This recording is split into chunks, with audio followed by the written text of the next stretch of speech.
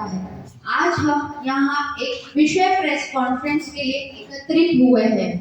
आज हम आपके सामने एक ऐसा मेडिकल प्रोफेशनल को प्रस्तुत करने जा रहे हैं जिनका नाम कार्डियोलॉजी के क्षेत्र में एक मिसाल बन चुका है। Doctor Amit Khandelwal, director and head of department. अब मैं रिक्वेस्ट करूंगी पारस हेल्थ के facility director doctor Manish Agrawal को कि वो आए और आप सभी का स्वागत करें। मित्र हैं, मेरे बड़े हैं, सभी का शायद जैसे यहाँ स्वागत करता हूँ पारस हेल्थ में। ये भी आपका घर ही है और मुझे खुशी है आप सबको दोबारा से मिलने का। यहाँ पर आज हम एकत्रित हुए हैं एक ऐसी पद्धति के विषय में बात करने के लिए, जैसा कि हम सब लोग विदित है कि आजकल कार्डियक डिजीजेस बहुत बढ़ गए हैं। जवान व्यक्तियों के अंदर भी मौत के आंकड़े अगर हम देखेंगे, और ये एक ऐसी बीमारी है जैसे एथेरोस्क्लेरोसिस जो कॉर्नरी आर्टरीज में होती है, बहुत यंग पेशेंट्स में होती है। और जो ये पद्धति से इलाज किया गया है वो भी एक यंग मरीज के अंदर किया जिसकी एज मुश्किल से 40 वर्ष से भी कम, 2 बच्चे उनके। तो आप सोचिए बच्चे की उम्र उनकी मुश्किल से 7-8 साल रही है, और ये उनके लिए जानलेवा बीमारी के तौर पे आया जहाँ सर्जरी भी ऑप्शन नहीं था। आप सोचिए हनुमान जी बना के सर्जरी करे, और वो कितना दिक्कत वाली बात है। और वो सर्जरी भी आपके कभी कभार कोई ऑप्शन नहीं होता। ये जो पद्धति है ये हिंदुस्तान में बहुत ही कम सेंटरों पर होती है। राजस्थान में शायद हम जयपुर के बाहर पहले सेंटर है, राजस्थान के अंदर हम दूसरे सेंटर है। अहमदाबाद में भी ये 1-2 प्रोसीजर्स ही हुए हैं जहाँ पे कि कार्डियोलॉजी के क्षेत्र में बहुत अति उत्तम आपके प्रगति हो चुकी है। मुझे बहुत अति हर्ष आभार है कि हमारे साथ डॉक्टर अमित खंडेलवाल हैं, जिनको कि 20 वर्ष से भी अधिक तजुर्बा है, और उदयपुर में शायद सबसे अग्रणी कार्डियोलॉजिस्टों में से एक हैं, जिनके साथ आरएस के साथ वो जुड़े हुए हैं। और हम उनका फिर वापस से आभार व्यक्त करते हैं कि वो नई नई टेक्नोलॉजी से पूरे कम्युनिटी के लिए, उदयपुर की जनता के लिए, क्षेत्र के लिए जो काम कर रहे हैं, जिससे उन्हें बाहर नहीं जाना पड़ता और यहीं पर ही उदयपुर में ही विश्व की अग्रणी पद्धतियों से इलाज हर तरीके से मिलता है। मैं पुनः धन्यवाद करता हूँ। हमारी क्लिनिकल टीम डॉक्टर कौशिक है, अगेन ये तो शायद सभी परिचित हैं इनसे। तो एक कार्डियक एनेस्थेटिस्ट है, इनके बिना केसेस करना बहुत मुश्किल है, इनके लिए ऐसे जटिल। डॉक्टर जयेश हैं, वो सेकंड इन कमांड है डॉक्टर अमित के, and he is the important personnel managing all this cases as a team. और आप सबका मैं दोबारा से हर्ष और आभार व्यक्त करता हूँ यहाँ पर आने के लिए, और हमारा मान धन्यवाद डॉक्टर अमित। एक बार नहीं अनेकों बार हम मिल चुके हैं, और कुछ चेहरे तो ऐसे हैं जिनको मैं व्यक्तिगत तौर पे बहुत अच्छे से जानता हूँ। Again why we have connected over here, जैसा कि हम पिछले 1.5 दशक से डिस्कस करते हैं और करते रहे हैं, हृदयाघात, हार्ट अटैक, ब्लॉकेजेस, धीरे धीरे पहले जो 60-70 वर्ष की उम्र में होते थे वो 50 वर्ष, 40 वर्ष, 30 वर्ष, 20 वर्ष, 20 या 21 साल के लड़के को हार्ट अटैक आना, ये एक अच्छी बात नहीं है। मैं हमेशा अपने पेशेंट्स को बोलता हूँ, यंग पेशेंट्स क्यों इम्पोर्टेंट है? किसी भी राष्ट्र के निर्माण के लिए वो तो इम्पोर्टेंट है ही, बट हमारे लिए क्यों इम्पोर्टेंट है? क्या ये वेस्टर्न वर्ल्ड के लिए नहीं है? But we are specially in this hour, we are the youngest population across the globe. विश्व की, इटली की अगर हम एज ग्रुप देखें, average age group is close to 60+। अपने देश की 4 वर्ष पूर्व average age was 23 years and today it is 27 average. तो एवरेज एज जब 27 है means lot of people they are very young, so we need to be all more cautious कि हम इससे कैसे बच सकते हैं। हम हमेशा बात करते हैं कि भाई इसका निदान क्या है, इसका ट्रीटमेंट क्या है, बट हमें मेन फोकस रखना चाहिए कि हमें इससे बचना कैसे, क्यों बचना है। एक अटैक आने के बाद में एंजियोप्लास्टी भी हो गई, सब वापस तो नहीं हो जाएगा। एक अटैक आने के बाद में दूसरा अटैक आने की संभावना विश्व में 2 से 3 गुना है, अपने देश में 3 से 6 गुना है। So what I want to stress upon is आप लोगों के माध्यम से कि लोग ये ना समझें कि एक अटैक हो गया उसके बाद में मैं वापस से लापरवाह हो जाऊं, चाहे वो दवाइयां हो, चाहे वो मोटापा हो, चाहे वो डायबिटीज कंट्रोल हो, चाहे वो बीपी कंट्रोल। अब तो मेरा एंजियोप्लास्टी हो गया है, अब तो give up taking medication. Appendix के ऑपरेशन में आप पेट खोलते हैं या लैप्रोस्कोपी से करते हैं, अपेंडिक्स का जो भाग खराब हो चुका है उसको काट करके बाहर निकाल देते हैं, पेट को क्लोज कर देते हैं, मीनिंग देयर बाय अब वापस अपेंडिक्स नहीं होगा। क्यों नहीं होगा? क्योंकि अपेंडिक्स बॉडी में है ही नहीं। क्या हम हृदय ट्रीटमेंट मतलब उसके कारक तो आपकी बॉडी में ही है, उनको तो कंट्रोल करना ही पड़ेगा। So you have to be very very cautious about finding the risk factors and treating them as well. मैं इन्हीं चीजों से स्टार्ट क्यों कर रहा हूँ? क्योंकि यही सबसे कॉमन और सामान्य बिंदु है जिस पे हम लापरवाह हैं। सो बचना सबसे बड़ा उपचार है। Prevention is all more important than cure. तो ये चीज अब हम आज एकत्रित जो हुए हैं वो किस चीज के लिए हुए हैं? कॉम्प्लिकेटेड केसेस मल्टीपल फैक्टर्स में हो सकते हैं। एक, पेशेंट की उम्र, दूसरा पेशेंट की कंडीशन कैसी है जिसमें पेशेंट ब्लेंड अप किया, तीसरा तीनों नाड़ियों में से कितनी नाड़ियों में ब्लॉकेज है और वो ब्लॉकेजेस किस लेवल के हैं, चौथा वो नाड़ी सीधी चलती हुई है या टेढ़ी मेढ़ी चलती हुई है जिसको हम टॉर्शस वेसल बोलते हैं, पांचवा नाड़ी में कहीं कैल्शियम वगैरह नहीं है। कैल्शियम को कैसे समझेंगे हम? जैसे जैसे उम्र बढ़ती है वैसे वैसे जैसे बाल सफेद होते हैं वैसे ही नाड़ियां भी सफेद होती हैं, मीनिंग देयर बाय वहां पे डिपॉजिट्स जो होते हैं कोलेस्ट्रॉल के, उसमें कैल्शियम जमा हो जाता है। तो कैल्शियम जमा होने से तकलीफ क्या है? वो कैल्शियम नहीं टूटेगा अगर, और हम जाकर के सिंपल वायर बलून करके स्टेंट लगा के आ जाते हैं कई बार, तो वो स्टेंट लॉन्ग टर्म में कितना चलेगा वो प्रश्नवाचक चिन्ह हो जाता है, भले ही कितना ही उन्नत किस्म का इम्प्लांट हो स्टेंट को। So how can we deal with that? Number one thing is पहले ये मालूम करें कि कैल्शियम कितना है। उसके लिए एक और टेक्नोलॉजी होती है जिसको बोलते हैं हम IVUS या OCT। IVUS मतलब IVUS, I is इंट्रा माने अंदर, V is वस्कुलर मतलब नाड़ी, अल्ट्रासाउंड माने सोनोग्राफी। कुछ लोगों ने मुझसे पूछा सर सोनोग्राफी नाड़ी की भी हो जाती है? भाई सोनोग्राफी का प्रोब तो इतना बड़ा होता है, वो तो ऊपर करेंगे हम, अंदर कैसे करोगे? तो एक स्मॉल प्रोब आता है जो नाड़ी के अंदर चला जाता है, तो उससे हम अंदर की वस्तु स्थिति जो है वो हम उसका आकलन कर सकते हैं। We can understand about the anatomy of the vessel. जब आपको देखिए निदान सबसे सटीक कब होता है? जब आपको डायग्नोसिस सटीक हो। If your diagnosis is ridiculous, your treatment would be at par, near to the excellence. So diagnosis करने के लिए ये डायग्नोस्टिक पद्धति बहुत इंपॉर्टेंट है। IVUS यूज करते हुए हमें शहर में ऑलमोस्ट 1 डेकेड हो गया है, and I am very pleased to share with you all 2016 में sir we were the first persons to bring IVUS into the city. So I am very happy that we are doing majority of the cases through IVUS। उसको मालूम करके अब हम उस calcium को कैसे तोड़ें। Calcium तोड़ने की 3-4 पद्धति हैं जो हम अभी तक यूज करते हुए आ रहे थे। एक रोटाब्लेशन, यानी कि रोटेशन से वो जो बल होगा वो उस कैल्शियम को तोड़ देगा। दूसरा IVL, इंट्रावास्कुलर लिथोट्रिप्सी, यानी कि लेजर के माध्यम से उसको हम तोड़ देंगे। हर के एडवांटेजेस डिसएडवांटेजेस हैं। एक और पद्धति आई जो पिछले 6 महीने में ही अपने देश में आई है, अगस्त mid of August last year, the first case of it was done in India. और उसका एडवांटेजेस क्या है? It is relatively easier, less complicated, and more, or you can say better long-term results. Outcomes बेहतर हुए, ease भी हुआ, complications कम हुए। कैसे करते हैं? I'll just share with you with few slides. Orbital flectomy होता कैसे है? So एक बल होगा, डायमंड चिप का बल होगा,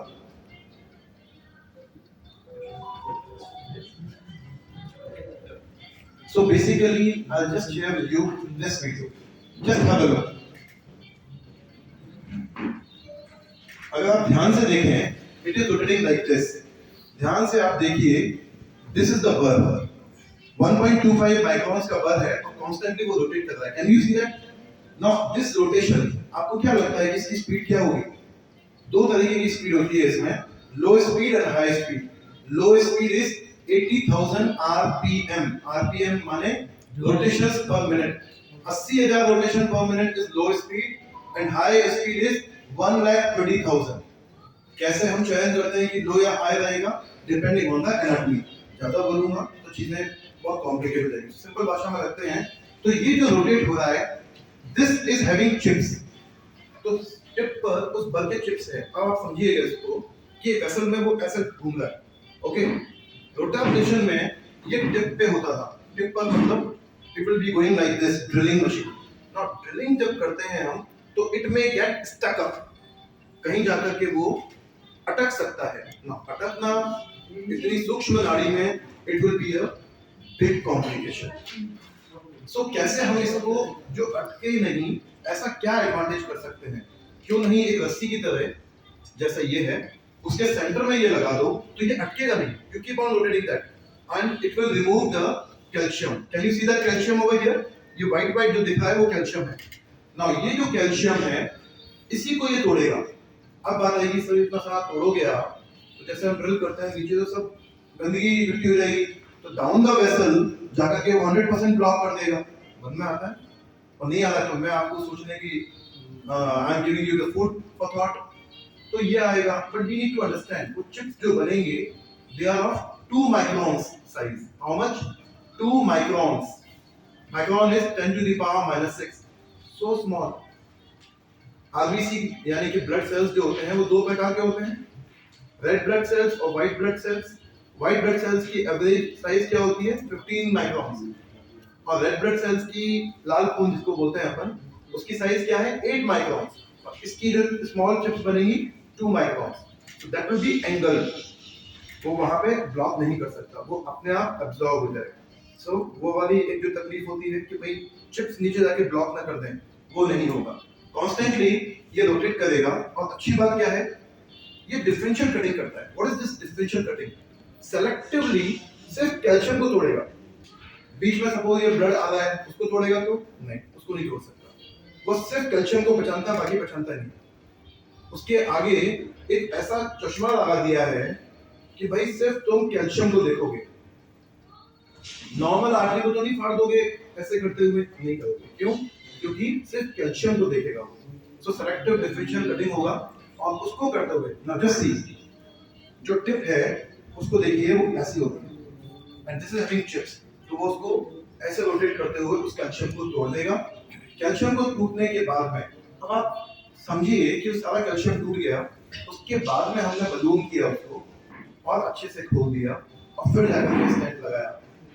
फर्क है in comparison to without orbital atherectomy. आपको बलून से भी आप अचीव करते हो, लेकिन इससे और बेहतर अचीव कर सकते हो। So for long term outcomes, improved long term outcomes, this is good. अब प्रश्न आता है, कई बार लोग पूछते हैं कि सर जो 2 साल पहले एंजियोप्लास्टी हुई उसका क्या? देखिए 10 साल पहले, 5 साल पहले BMW की लेटेस्ट सीरीज नहीं थी। उससे 10 साल पहले शायद हुंडई भी नहीं था। उससे और बैक जाएं तो शायद 4 व्हीलर्स नहीं थे। Technology is like this only. Whatever you are having in store today, we need to talk about this. हो सकता है इसके भी बड़े भाई आ जाएं in coming few years. So you always will be improving. The important thing is embarking the technology and using that. हम उसको कितना यूज कर पा रहे हैं in our execution the plans. So this is how it works.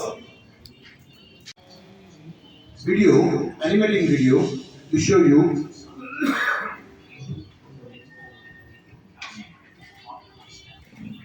So that's how it goes. ये artery का cut section है, जिससे कि हम आपको समझा सकें कि कैसे हुआ। वायर के ऊपर ये रोटेशनल एथलेक्टमी डिवाइस को दिया और this is how it works. It is constantly rotating. जितना सिंप्लीफाइड वर्जन में दिखा रहे हैं उतना सिंपल है नहीं, but yes to understand this. ना और ध्यान से देखो, जो पहाड़ नुमा जो चीजें दिख रही हैं, this is all white calcium. Can you see? जितना व्हाइट कैल्शियम था 90% is being removed from there. अब आप सोचिए कि आर्टरी खुलने के बाद में व्हेन यू प्लेस एनीथिंग, वो ज्यादा अच्छे से वहां पे प्लेसमेंट हो सकता है इम्प्लांट का। Yes, and that's how basically it works. Just to show you, the particulate size is 2 microns, which is very small, and it will not cause any sort of blockage down the microvasculature. So once you do this, now just see how good the artery is looking now. Yes, now you take the balloon, open it up, and deploy the stent. For long terms, for long, in 90 to 95% of the cases, this stent will last lifelong. In diabetic patients, it would be around 85 to 90%.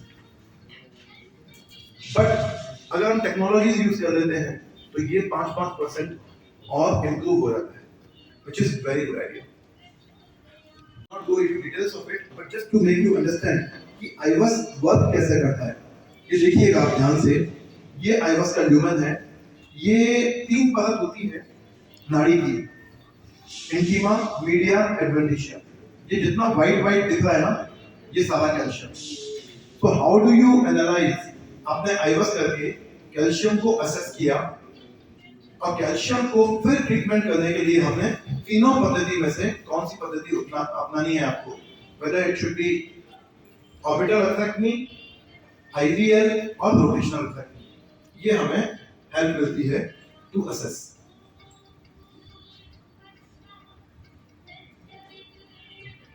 So this is how the small clips I have shown. This is the entire calcium. Can you see? So this is the calcium which needs to be disrupted. तोड़ना पड़ेगा उस calcium को और फिर हम आगे move करते हैं. Now just to show you, I'm sure आपको दिख रहा है वहाँ से. 3 नाड़ियाँ हम बोलते हैं. Just see, this artery is 100% blocked. Left anterior descending artery, which is the most important artery of heart. You see, इस पर्टिकुलर पेशेंट को 40 साल का पेशेंट है, I am not disclosing the name, 40 years old young man who had angioplasty 6 years back in Lucknow. He is resident of Lucknow, working as a very prominent person in one of the big corporates of South Rajasthan.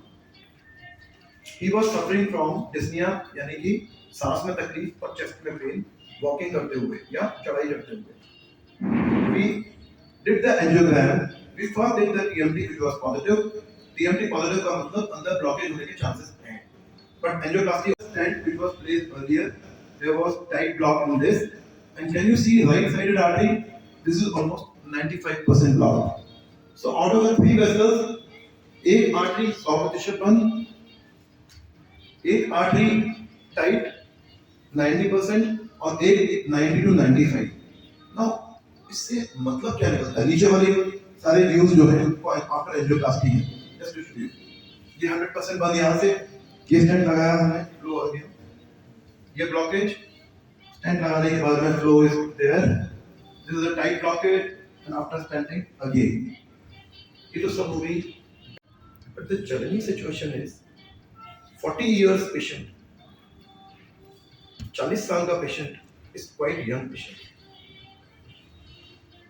6 साल पहले अगर angioplasty सिर्फ एक नाड़ी की हुई है, इसका मतलब उस दिन ये दोनों आर्टरीज में ब्लॉकेज ज्यादा नहीं रहे होंगे. मेरा मतलब समझ में आ रहा है? यानी कि ये over the period of time बढ़े हैं. उस दिन एक ही ब्लॉकेज था 90% वाला, यानी कि ये वाला. तो 6 साल पहले एंजियोप्लास्टी क्यों हुई एक ही नाड़ी की? क्योंकि एक ही में ब्लॉकेज था, बाकी में 20-30% ब्लॉकेज होंगे. 20-30% ब्लॉकेज सबके होते हैं, आपके भी हो सकते हैं, हमारे भी, आपके भी. बट उसके लिए एंजियोप्लास्टी या बाईपास नहीं होता है. बट ये क्या क्लू देता है? 6 साल पहले का एंजियोप्लास्टी क्लू ये देता है कि बाकी जो 20-30% ब्लॉकेज थे वो बढ़ सकते हैं. अब बढ़ेंगे या नहीं, ये 2 चीजें हैं. एक, आप खुद अपना ध्यान रखेंगे. This patient is morbidly obese, very obese, बहुत मोटे पेशेंट है. Cholesterol is very high. Family history is so scary, डरावनी है. एक मामा at the age of 42 passed away. Father passed away when he was of. आप उस घर में हैं जहां पर इतनी हार्ट की बीमारियां हैं, आप मोटापा अफोर्ड नहीं कर सकते, आप कोलेस्ट्रॉल, हाई कोलेस्ट्रॉल अफोर्ड नहीं कर सकते. You will end up like this. So what I mean to say is, हमें इम्पोर्टेंट चीज देखो, ये तो है ही कि हम ये केस कर रहे हैं, इसके रिजल्ट्स कैसे आएंगे, But important thing is how to prevent the patients, how to prevent the society. So just to summarize, complicated angioplasty हमेशा ही थोड़ी चैलेंजिंग सिचुएशन तो होती है, but if you do the right patient selection, right technology, right diagnostic modalities, we can definitely make it easier. Orbital atherectomy उन्हीं में से एक लेटेस्ट और एडवांस टेक्नोलॉजी है, and it has been approved by FDA. So FDA is something which is the highest body across the globe. It is from US. तो FDA ने approve किया, मतलब ये फॉर सोसाइटी यूज की जा सकती है. कोई भी दवा, उसके कुछ मानक होते हैं, कोई भी टेक्नोलॉजी के मानक होते हैं, अगर वो वहां से अप्रूव हो रही है, then only you can use it in clinical practice amongst the patients. Good. Yes, it's very good that we at Paras are using the technologies. We are with the cutting edge technology. They were very happy that we have done just like in the past. If you use the right technology at right time, it is always rescuable. Sir guarantee किसकी चीज की है? इस चीज की guarantee किसकी है? किसी भी ट्रीटमेंट की. There is a very beautiful quote from Robin Sharma. Robin Sharma एक बहुत ही बढ़िया उम्दा लेखक है. He settled, आप किसी भी चीज को, चाहे कितनी भी कठिन हो, कॉम्प्लिकेटेड हो, आप उसकी प्रोबेबिलिटी यूज करके बढ़ाते हैं. उसको 100% कोई भी चीज ऐसी मेडिकल साइंस में होती है. देयर विल ऑलवेज बी, छाया रहेगी, कोई कॉम्प्लिकेशंस ना हो जाए, लेकिन आपको बाय एंड लार्ज अगर वो 98% सोसाइटी को, 99% केसेस को इंप्रूव करता है, 1 to 2% चांसेस आपको हमेशा ही देने होते हैं. So with this, I would love to sum up the presentation of mine. Thank you very much for the patient here. Sir, can we ask a few questions? One third. एक तिहाई clear cut angioplasty, एक तिहाई clear cut bypass. मतलब उसमें हम stent लगाने की भी कभी भी सजेस्ट नहीं करते हैं. क्यों? लॉन्ग टर्म में वो उम्दा तकनीक नहीं होगी उन पर्टिकुलर केसेस में. बट 1/3 जो होते हैं, जो ग्रे केसेस हैं, ग्रे मतलब इसमें एंजियोप्लास्टी भी कर सकते हो, इसमें बाईपास भी कर सकते हो, वहां वाले जो पेशेंट्स हैं इन टेक्नोलॉजी से definitely they'll be going more with angioplasty rather than bypass. Secondly, 40 साल के व्यक्ति को आप बाईपास कर दोगे, वो 10 साल, 12 साल, 15 साल बाद में वापस खड़ा हो जाएगा for few more blockages. What will you do then? So you have to understand, angioplasty के बाद में वापस एंजियोप्लास्टी करना रिलेटिवली इजियर है, बाईपास करना इजियर है. बट बाईपास के बाद में रीडू बाईपास या एंजियोप्लास्टी उन ग्राफ्ट की, वो थोड़ा टेक्निकली चैलेंजिंग है. ऑल्दो वी आर डूइंग, हमने यहाँ लिम्फ नोड्स हैं, बट उनका बहाव जो है वो लिम्फ, उस लिम्फेटिक सिस्टम से वो एंगल पे आता है. यानी कि आप बोल सकते हो कि गंदगी साफ कर देता है वो, तो उसको एंगल करके उसको रिजॉल्व करता है. So that's how it works. Sir, ये ऑर्बिटल विधि है, ऑर्बिटल एथलेक्टमी, इसमें आप डिकैल्सिफिकेशन करते हैं. yes. इस कैल्सिफिकेशन के बाद में स्टेंट की जरूरत या बैलून की जरूरत नहीं पड़ती. So I'll take you a bit into the history. First angioplasty was done in 1977. Very interesting story. Just listen. No, I'm just adding a question to it. मेरा क्वेश्चन था कि this was in a case where the person already had a stent. Yeah. And in case of a patient who did not have a history of this thing, angioplasty. Yes. उस case में. So I'm coming to that only. Orbital atherectomy हमने तीनों arteries में से हमने दो arteries में किया. एक लेफ्ट जो 100% बंद थी, एक राइट जो 95% थी. जिसमें स्टेंट था, उसमें हमने पहले वायर और बलून किया. ये अचीव किया कि इसको हम बलून से भी अच्छा अचीव कर सकते हैं, तो हमने उसको ऑर्बिटल नहीं किया. तो ये तो एक अलग चीज. Now, why there was need of stent after orbital atherectomy? 1977 was the year when the first angioplasty was done, thanks to Dr. Andreas Gunzing from Switzerland. 77 से लेकर के 84 तक there were no stents, absolutely no stenting. सिर्फ ballooning होती थी, wire balloon angioplasty और stent की जरूरत नहीं पड़ी. तो क्या हुआ, वापस से 30 to 40% केसेस वापस आने लगे ब्लॉकेज लेकर के. उन्हीं जगहों पर जहां पर बलूनिंग किया गया, बलून एंजियोप्लास्टी जिसको बोलते हैं, वो ब्लॉकेजेस वापस लेकर के आए. क्यों लेके आए? फिर देयर वाज अ नीड कि आप कोई स्कैफोल्ड लगा दें वहां पर, कोई ऐसी चीज लगा दें जो लॉन्ग टर्म में उसको ब्लॉकेज को रिकोलैप्स होने से बचाए वेसल को। You got my point? Now अब generation of stents, I am sure कि पुराने कुछ लोग हैं, उन्होंने सुना होगा मेडिकेटेड और नॉन मेडिकेटेड स्टेंट्स आते थे पहले। Yes, so non medicated stents पहले आए 1984 से लेकर के 2001 तक, they were all bare metal stents, मतलब नॉन मेडिकेटेड स्टेंट्स। 2000 अच्छा, फिर वो स्टेंट लगाने के बाद में अभी भी 10 से 20% वापस रीब्लॉकेज हुए। तो क्यों ना करके हम उस कोबाल्ट क्रोमियम स्टेंट के ऊपर ऐसी कोई चीज लगा दें जिससे रीब्लॉकेजेस कम हो जाए, and that's where medicated stents came. So 2001 से लेकर 25 तक 4th जनरेशन चल रहा है आज के जमाने में। Today we are in the 4th generation. First generation 5-7 साल रहती है, एक जनरेशन, तो 4th जनरेशन में आ गए हम मेडिकेटेड स्टेंट। अब आपका प्रश्न, आई am sure you got the answer, but basic blockage जो है, जो अभी काफी कम हो गया है, वो री ब्लॉकेज हो सकता है। सो टू प्रिवेंट दैट आपको वहां पे स्कैफोल्ड चाहिए in the form of stent. Secondly, ये कोई सर्दी खांसी जुकाम बुखार वाला बीमारी नहीं है।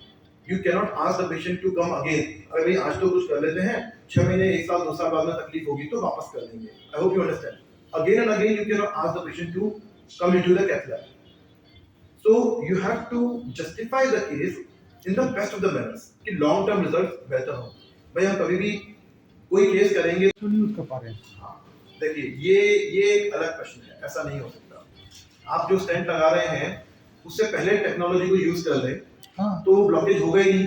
ना वो वेन तो क्लियर हो जाएगी ना पूरी। नहीं, वो हाउ, बिकॉज 30 से कम उम्र वाले में ब्लॉकेजेस इतने ज्यादा नहीं होते हैं जितना क्लॉट होता है खून के थक्के। तो वो क्लॉट को हम थ्रोम्बोसेक्शन कर लेते हैं और सिंपल बलून करके इस पेशेंट को हम बोलते हैं 6 महीने 1 साल रुक जाओ, 6 महीने बाद में मैं अगर बोल जाऊं तो नहीं बोलना, तुम आगे बढ़ के बोलना कि सर एक बार चेक करो। So in these patients you can say we कौन सा ऑयल जो है प्रीफर करना चाहिए आज के टाइम? देखो, ये तो हम कई बार बोल चुके हैं। मैं लास्ट मीटिंग में मैंने ये बोला भी था कि 2 चीजें हैं ऑयल के बारे में। एक, keep on rotating the oils, means 2 महीने ये 3 महीने ये, तो आपकी जो ये भ्रांति है ना कि यही बेस्ट है, सफोला है सनफ्लावर, वो नहीं है। कोकोनट के अलावा आप सब यूज कर सकते हो। कोकोनट थोड़ा सा हमारे लिए सैचुरेटेड फैट और थोड़ी सी वैसी चीजें हैं, तो वो हार्ट के लिए अच्छा नहीं है। बट कोकोनट ऑयल के अलावा आप सब यूज करें और उसको हर 3 महीने में चेंज करते रहें। Number 1, so number 1 thing for oils, keep on rotating the oils. Number 2, please don't reuse the oil. ये आपको हमेशा घर जाकर के आज ही बोलना है। Don't reuse the oil. Reuse का मतलब बर्नर उसमें है, बर्नर के ऊपर एक means you have kept it in utensil, use कर लिया, अरे भाई 2 लोग तो खा लिया खाना, 2 लोगों के लिए उसी ऑयल में दिन में वापस बनेगा। Don't do that. वो क्यों नहीं करना है? क्योंकि केमिकल नेचर चेंज हो जाता है। जो सिस फॉर्म होता है फैटी एसिड्स का, वो ट्रांसफॉर्म बन जाता है, और ये ट्रांसफॉर्म जो है वही डैमेज है। इसीलिए कई पेशेंट मेरे से पूछते हैं, पीछे में भी 1-2 लोगों ने पूछा था, क्या समोसा खा सकते हैं नहीं खा सकते हैं? मैं बोलता हूँ, so what I am saying is I am not against samosa. Once in a while you can definitely have samosa, but cook at home. वहाँ वाला जो बंदा है ना, वो जब तक उसको खुद को स्मेल नहीं आने लग जाती है, आपकी स्मेल को तो छोड़ो, ठीक है, वो खुद को नहीं आने लग जाएगी, तब तक ये बोर्ड भी चेंज है। So that's where you need to be focused. Sir मैं एक बार समोसा खाया फिर वो तेल क्यों ले रहे हैं किसी ने? ठीक है सर, अब मुझे है ना, मतलब आउटसाइड जयपुर में भी अभी से 3 केसेस हुए हैं। So in the entire state, और जयपुर में भी जिसने किया वो प्राइवेट हॉस्पिटल वो भी प्राइवेट हॉस्पिटल। So ये this is technique the first case. Outside Jaipur, this is the first case. अगर हम जयपुर के 3 केसेस को अलग कर दें, तो yes, we are the first ones. So IVAS is a different machine altogether. IVAS is a different machine. So IVAS is a different diagnostic machine जो हम यूज कर रहे हैं। उसी में साथ में FFR भी होता है। So FFR is fracture flow reserve. इसको अभी कभी और डिस्कस करेंगे। But yes, this is also one of the technologies जहाँ पे हमको लगता है कि ब्लॉकेज है, इंटरमीडिएट ब्लॉकेज होता है 50-60%, लग रहा है कि इसमें कुछ भी नहीं है। हमने FFR किया और पाया actually it requires stent. It's like trust guided. It is like a trust guided. Yes. Head cardiology at Paras Health Singapore. So this is regarding one of the cases which was very complicated. 40 साल का patient था जिसको angioplasty हो रखी थी एक artery में almost 6 years back, and he came to us again, chest pain, सांस में तकलीफ होना, तो पिछले 3-4 महीने से उनको तकलीफ हो रही थी। तो हमने एंजियोग्राफी किया क्योंकि पहले भी स्टेंट लग चुका है, तो हमें लगा कि कहीं ब्लॉकेज और नया डेवलप नहीं हो गया हो या उसी में डेवलप हो गया हो। And we did the angiogram और वी फाउंड कि तीनों ही आर्टरीज में अलग अलग तरीके के ब्लॉक हैं। तो सबसे इम्पोर्टेंट आर्टरी होती है एलडी, वो 100% बंद थी। LCX जो स्टेंट था उसके ऊपर और नीचे में 90-95% ब्लॉक था, और राइट साइड की आर्टरी में भी अराउंड 90-95% ब्लॉकेज था। ना तीनों नाड़ियों में ब्लॉकेज होना, हमारे पास में ऑप्शंस क्या है? Can it be dealt with medications? क्या ये दवाइयों से संभव है? क्योंकि ब्लॉकेजेस सामने इतने ज़्यादा दिख रहे हैं। क्या इसमें बाईपास कर सकते हैं? बट 40 साल के व्यक्ति में सीधा बाईपास का option is not a very good idea. Now angioplasty was the answer, but angioplasty से हम जो इतना कैल्शियम था, जो हमने आईवस टेक्नोलॉजी के जरिए मालूम किया कि इतना कैल्शियम होने पर the best thing would be कि हम उस कैल्शियम को ट्रीट करें फर्स्ट और फिर स्टेंट लगाएं। तो कैल्शियम को ट्रीट करने के 2-3 उपाय थे हमारे पास। एक रोटाब्लेशन, IVL, इंट्रावास्कुलर लिथोट्रिप्सी और OAD, ऑर्बिटल एथेक्टमी डिवाइस। सो हमने ऑर्बिटल एथेक्टमी यूज करके उस कैल्शियम को हटाया और तीनों ही आर्टरीज में एक स्टेंट प्रत्यारोपित करके उस पेशेंट को बचाया। एंड इम्पॉर्टेंट थिंग इज कि ये टेक्नोलॉजी अपने देश में, अपने भारत देश में सिर्फ पिछले 6 महीने से है, और आउटसाइड राजस्थान, जयपुर में अगर देखूं तो एंटायर स्टेट ऑफ राजस्थान में ये पहला केस है। एंड इट्स नॉट अबाउट पहला और दूसरा case, what is more important is technology का आना, टेक्नोलॉजी को यूज करना for the betterment of the patients, for the betterment of society at large is very important. So ये तो एक बात है। दूसरी, संक्षेप में एक चीज़ मैं बोलना चाहूँगा, 40 साल की उम्र हम सबके लिए थोड़ी सी कम उम्र है, हमें बचना है बीमारी से। So I would urge the youth कि प्लीज़ स्मोकिंग वगैरह जो आप कर रहे हैं, टोबैको यूज, उसको अवॉइड करें। कोलेस्ट्रॉल, मोटापा थोड़ा सा बचाएं, डायबिटीज से बचें, जितना बच सकते हैं वो बचें। देखिए, you can not change your family history. Family history मतलब आपके घर में अगर किसी को हार्ट अटैक है, उसको आप चेंज नहीं कर सकते, आपके माता पिता को आप चेंज नहीं कर सकते। You getting my point? What you can change is आप अपने लेवल पे चेंजेस ला सकते हैं। So adopt those changes, stay fit, stay healthy. ठीक है।